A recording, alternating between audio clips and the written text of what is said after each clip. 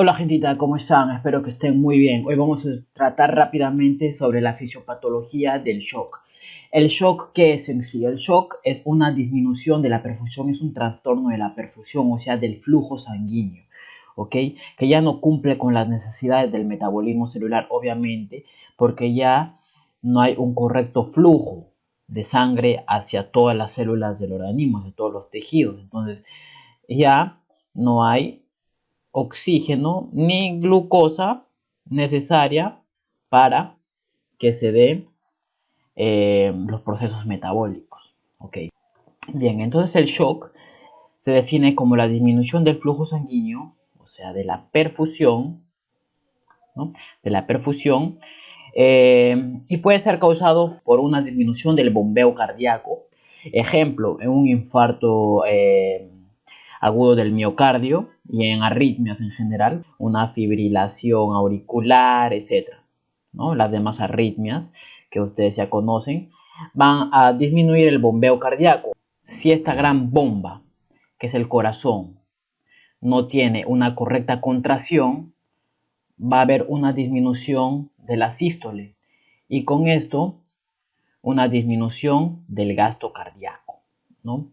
El gasto cardíaco viene a ser el volumen de sangre, ¿no? El volumen sanguíneo que sale del ventrículo izquierdo en un minuto. Lo normal es 5 litros, recordemos, 5 litritos, de 5 a 6 litros. O sea, entre el 7 y el 8% del peso corporal. ¿Ok? Ahora, también puede deberse a una disminución del retorno venoso. Aquí ya se trata de una disminución del volumen sanguíneo. Ejemplo, pacientes gran sangrantes que van a causar un shock hipovolémico, por ejemplo, un shock hipovolémico. Pero el shock hipovolémico no solamente se va a causar por sangrado, sino también, por ejemplo, por deshidratación, ¿no? Por deshidratación, ¿no? Entonces, al disminuir la volemia, también se disminuye el retorno venoso. Ejemplo, cuando hay, por ejemplo, también una dilatación generalizada de los vasos sanguíneos, ¿no? Se hacen más anchos, va a disminuir la presión, obviamente. Esto es física pura. Al aumentar el diámetro, ¿no? Va a disminuir la presión. ¿Esto en qué ocurre? Por ejemplo, en casos de sepsis, estamos hablando ya de un shock séptico, o también durante una reacción alérgica generalizada, ¿no? En el caso de una anafilaxia, o sea, un shock anafiláctico. En conclusión, se puede dar tanto por problemas cardíacos de la gran bomba. Si no funciona la bomba, no hay suficiente presión, no hay una suficiente perfusión, o sea, no hay una suficiente llegada de sangre hacia todos los tejidos. Y pues también puede ser periférico, ¿no? A partir de la vasodilatación. Ejemplo, pues ya lo mencioné, en una anafilaxia, ¿no? En un ataque alérgico generalizado. O, por ejemplo, también durante una sepsis. Obviamente, por la misma inflamación, va a aumentar los niveles de óxido nítrico, de prostaglandinas, etc. Y demás vasodilatadores que van a disminuir la presión arterial, ¿no? Y con ello van a disminuir la presión media de llenado sistólico. ¿Ok? Que prácticamente esto nos indica que no hay una correcta perfusión de todos los tejidos sistémicos. La perfusión está abolida, no llega a todos los tejidos del organismo y no satisface el metabolismo de esas células. ¿Y todo esto por qué? Por una disminución del retorno venoso. ¿Ok? Por la disminución del retorno venoso, por la misma dilatación. Recordemos que es física pura, ¿no? Cuando es más delgado, hay más presión, ¿no? Eso ya ustedes lo conocen. Y cuando es más más ancho, la presión disminuye. Producto de esa presión disminuida, va a disminuir también el retorno venoso. Y bueno, el corazón ya saben por qué. Ya no hay necesidad de ponerlo en duda. Básicamente lo mismo. ¿Ok? Lo mismo. Disminuye la presión media de llenado sistémico, ¿no? Y también disminuye el retorno venoso, lo mismo. ¿Ok? Bien. Ahora hay que tener en cuenta que hay tanto shock compensado, ¿no? Hay tanto shock compensado como no compensado. Primero hablaremos del shock compensado. Aquí nos hacemos la pregunta: ¿cuál es el primer mecanismo de compensación ante un shock? ¿No? ¿Cuál es el principal mecanismo cuando uno, por ejemplo, tiene un corte? Pues va a haber una vasoconstricción, ¿no? Uno se hace una herida, va a haber vasoconstricción, es lo primero. Uno tiene presión arterial elevada, lo primero que va a ocurrir es una constricción. Siempre ante un daño, ¿no? Que va a dar es una vasoconstricción, ¿no? Cuando hay daño, lo primero que va a ocurrir es una vasoconstricción. ¿Y eso qué nos quiere decir? Que el primer mecanismo compensatorio es el sistema simpático. ¿Ok, muchachos? No, que no se les olvide eso. El sistema simpático es el principal sistema o el principal mecanismo que actúa como compensación, ¿ya? Ante un shock. ¿Y esto qué va a detectar? Detecta la presión arterial baja. La presión arterial baja. ¿Y qué es lo que va a facilitar? Pues facilita el retorno venoso. ¿Ok? O sea, aumenta el retorno venoso para compensar la baja de presión arterial. Ahora, ¿pero a través de qué? ¿Cómo es que se activa este sistema? Se activa, vamos a hacer el otro colorcito, se activan los varoreceptores, ¿no? Varo, presión, ¿no? Entonces, ¿qué es lo que va a detectar? La baja de presión arterial. ¿Ok? Bien. Entonces, el principal mecanismo ante un shock es el sistema simpático. ¿A través de qué? A través de los varoreceptores. Pero ante una disminución de la presión arterial moderada. ¿Ok? Una presión, una hipotensión moderada, para ser más exactos, una hipotensión moderada va a generar la activación de varoreceptores que finalmente van a aumentar el retorno venoso y van a corregir la presión arterial baja, ¿no? ¿Y cómo corrigen la presión arterial baja? ¿Y qué va a tener como consecuencia? Pues un aumento tanto del gasto cardíaco, de la presión media, de llenado sistémico, o sea, la perfusión, ¿no? Y también un aumento de la presión arterial, obviamente. Solamente con la activación simpática. Ven ahí lo importante de este sistema compensatorio. Y ahora, ¿por qué es importante? Les voy a decir por qué. Se dice que sin estos reflejos simpáticos se perdería entre el 15 y el 20% del volumen, o sea, del gasto cardíaco en 30 minutos. ¿Cuánto era el gasto cardíaco normal? Pues el gasto cardíaco normal era 5 litros, ¿no? De 5 a 6 litros, pero vamos a dejarlo como 5, ¿ok? 5 litros. Si hay una pérdida del 20%, ¿no? Sería aproximado de 1 litro de sangre que se perdería en 30 minutos. Ojo, no es poca cosa. Entonces la persona terminaría falleciendo sin estos reflejos simpáticos. Aquí la importancia de esto. Pero este no es el único mecanismo, pero sí el más importante. Existen otros mecanismos compensatorios. Cuando este falla, se activan los otros o simultáneamente. Ahora, ¿cuáles son los otros mecanismos compensatorios? Aquí quiero que te acuerdes de esta mnemotecnia, ¿ok? Mira, la mnemotecnia facilita IECA, ¿ya? IECA. La I de isquemia, ¿ok? La E de estrés. La C de constrictores. ¿Y qué constrictores? Pues estos. La ADH, la hormona antidiurética. ¿Y cuál era la otra, muchachos? La angiotensina 2. Bien, la angiotensina 2. ¿Estas dónde actúan? Fácil, en los riñones, ¿no? ¿Para qué más? ¿Para qué nos vamos a complicar? En los riñones. Entonces, esos son los otros mecanismos compensatorios. Esta isquemia es del sistema nervioso central, cuando las presiones disminuyen menor a 50 milímetros de mercurio. ¿Y por qué? ¿Por qué tanto tiene que bajar la presión para que recién se activen los mecanismos compensatorios del sistema nervioso central?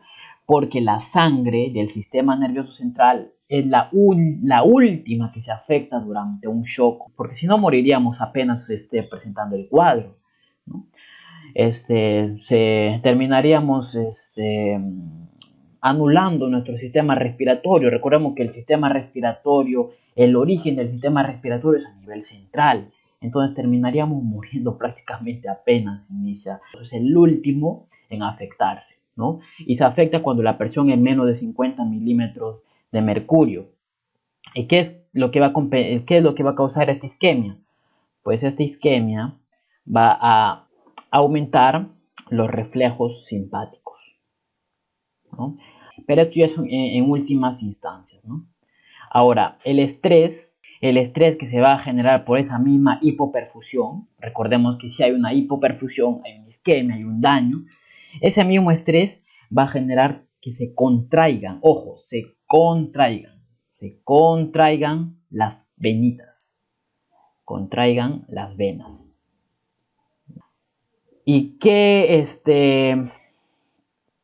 constrictores tenemos? Importantísimos, ¿eh? La A, de la hormona antidiurética y la angiotensina 2.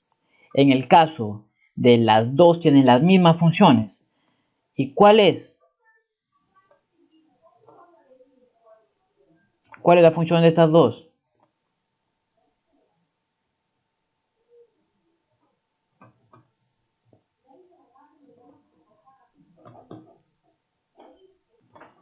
¿No? Y esto es lo más importante, los constrictores. Bueno, tenemos dos, ¿no? El ADH y la angiotensina 2, que ambos actúan a nivel renal. Y ambos tienen las mismas funciones, que es la constricción de arteriolas y la retención de sodio. ¿Ok? En este caso de arteriolas periféricas. ¿Y por qué es importante diferenciar entre arteriolas y venas? Y pequeñas venitas. ¿Por qué? O vénulas, ¿no? Pues cuando hay una constricción de las arteriolas va a haber un aumento de la resistencia vascular periférica. ¿Ok? Es importante diferenciar. Y cuando hay una constricción de vénulas, lo que va a haber es un aumento del retorno venoso. Entonces, con el estrés hace que se contraigan las venitas. ¿Ok? Las venitas. Y con las hormonas renales, bueno, las hormonas que actúan a nivel renal, constricción de arteriolas y retención de sodio. Entonces va a mantener la volemia estable. Y mediante la constricción de arteriolas, pues se obtiene un aumento del retorno de la resistencia vascular periférica. Ahora, esto del shock es un círculo vicioso. ¿Okay? Un círculo vicioso. ¿Por qué un círculo vicioso? Bueno, al haber una disminución de la presión arterial, ¿no? Obviamente va a haber también una disminución de la presión diastólica, ¿no? Producto de esa disminución de la presión diastólica, va a haber una disminución del flujo sanguíneo. Para llamarlo más elegante, la perfusión. ¿Ok? Para hablarlo con términos más elegantes. Ahora, esa disminución del flujo sanguíneo o de la perfusión va a generar una isquemia. Obviamente, una isquemia. Esta isquemia va a debilitar el miocardio. Debilita el miocardio, ¿no? Debilita el miocardio. ¿Y qué es lo que va a pasar a continuación? Pues el gasto cardíaco va a disminuir aún más de lo que ya ha disminuido. Como lo vuelvo a decir, el flujo cerebral y también el gasto y también el cardíaco, ¿no? El flujo sanguíneo cerebral y cardíaco están conservados durante el deceso moderado del gasto cardíaco, ¿ok? Sin embargo, si este flujo, ¿no? Si este flujo ya disminuye lo suficiente, pues va a disminuir la descarga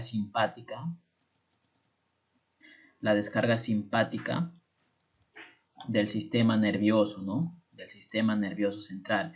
¿Y por qué? Porque también hay una isquemia no solo del miocardio, sino también del centro nervioso, muchachos. No sé qué tal me salió, pero bueno. También del sistema nervioso. El centro nervioso estamos hablando del centro de la respiración. Y esto trae consigo pues un círculo vicioso. Esta isquemia hace que llegue menos oxígeno y menos glucosa. Y las células tratan de conseguir energía de alguna forma y entran en un metabolismo anaeróbico, obviamente por la falta de oxígeno, ¿no? ¿Y qué es lo que se va a tener como producto final de la respiración o del metabolismo anaeróbico? Ácido láctico. Entonces va a haber un incremento del ácido láctico, ¿ok? Del ácido láctico. Un incremento del ácido láctico. Bioquímica, muchachos. Respiración anaeróbica trae como consecuencia la producción de ácido láctico. Aquí, como producto final, se obtiene el ácido láctico. Y no solamente el ácido láctico va a estar presente, sino otros ácidos también, pero menos importantes. Bueno, eso no quiere decir que no sean importantes, como por ejemplo el ácido carbónico. Ahora, ¿y esto qué trae consigo? Pues estamos hablando de ácido. Va a haber un aumento de los hidrogeniones, ¿no? O sea, un aumento de la acidez, una disminución del pH, ¿no? Este aumento de hidrogeniones, junto al aumento de los productos isquémicos, los productos de la misma isquemia, ¿no? De la misma isquemia, ya hay un daño celular, ya hay un aumento de proteínas de desecho, ¿no? De restos celulares, etc. Va a generar una aglutinación sanguínea. Y con esto, finalmente, la formación de coágulos, ¿no? Aglutinación y finalmente coágulos. ¿Y todo esto por qué? Por un aumento de la éstasis sanguínea. Finalmente, la isquemia también va a producir daño que va a generar un aumento de la permeabilidad capilar. ¿Y por qué se aumenta la permeabilidad capilar? Pues obviamente por el mismo daño. Hace que las células endoteliales se contraigan en sentidos opuestos y generen poraciones, fenestras, que van a terminar finalmente con la salida de líquido y con la formación de edemas. Ya si todos estos mecanismos fallan, tanto el reflejo simpático, ¿no? como la analogía IECA, ojo, no IECA el medicamento, sino la mnemotecnia que les enseñé, ¿no? Si ya hay una abolición de estos, pues ya estamos hablando de un shock reversible o irreversible. Bueno, ya descompensado e irreversible, muchachos, ¿no? Hay un daño tisular. O sea, en otras palabras, el ATP queda inservible, ya no hay producción de ATP, obviamente, ya no hay glucosa, ya no hay oxígeno. ¿Cómo se va a producir el ATP? Es más, este ATP se degenera y se forma ADP y AMP y adenosina. ¿Ok? Adenosina. O sea, una degeneración del ATP completa, muchachos. Una degeneración completa del ATP. Finalmente, esta adenosina, ¿no? Sale de la célula, esta es la celulita, sale de la célula, esta es la membrana, sale de la célula y se va a convertir en ácido úrico. En ácido úrico. Ponerlo con amarillito. Se convierte en ácido úrico. Se convierte en ácido úrico.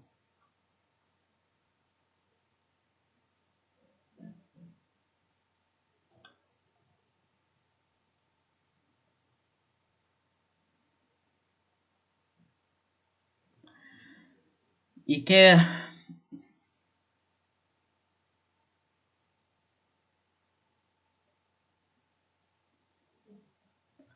No, hay ácido úrico. Entonces ya no hay una regeneración, ya no hay una formación nuevamente del ADP, queda todos estos mecanismos abolidos, ¿no? La célula ya no puede producir energía para que pueda satisfacer sus demandas metabólicas y finalmente el paciente termina muerto, muchachos. Y eso es todo, espero que les haya gustado. Esto de shock es un tema muy interesante. Si les gustan estos videos, dígamelo y que tengan un bonito día.